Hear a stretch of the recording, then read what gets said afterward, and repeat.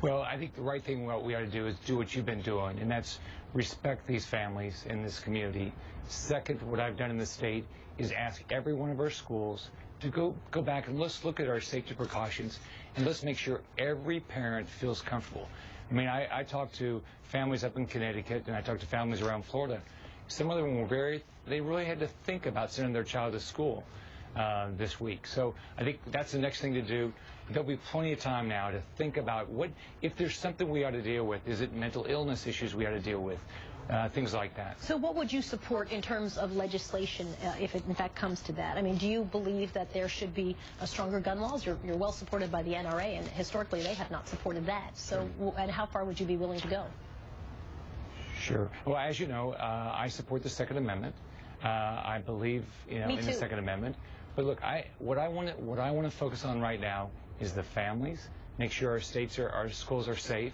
In our state, we're at a 41-year low in our crime rate. So we're doing the right things in our state. But I think whenever anything happens like this, let's step back and say, what can we improve? Well, I understand that people often say that in the wake of a tragedy. Let's wait, and I actually think I've now covered enough of them that we'll wait until we bump up against the next tragedy, and there will be one. There's no doubt about it. So I guess I would like to hear from elected officials, what are you willing to change? Your daughter, you've talked about her, she's a teacher. I mean, do you think is your answer, let's arm the teachers? Some people have proposed that. Is your answer, let's not make these semi-automatic weapons available, the rifles, the long guns available?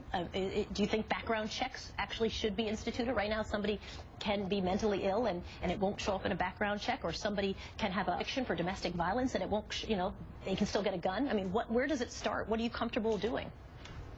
I know. I think right now what we ought to be doing is let's talk about all those issues, and let's think about what we can do to improve it. But here's what I think about. One, it's just like I've been to the law enforcement funeral deaths in our state, and your heart goes out to those families. And then afterwards you say, okay, so what can we do to improve? In Florida, we're doing the right things right now. We're at a 41-year low in our crime rate. But I always want to sit back and say, okay, so what could we do better? And that's what I want to think about with this.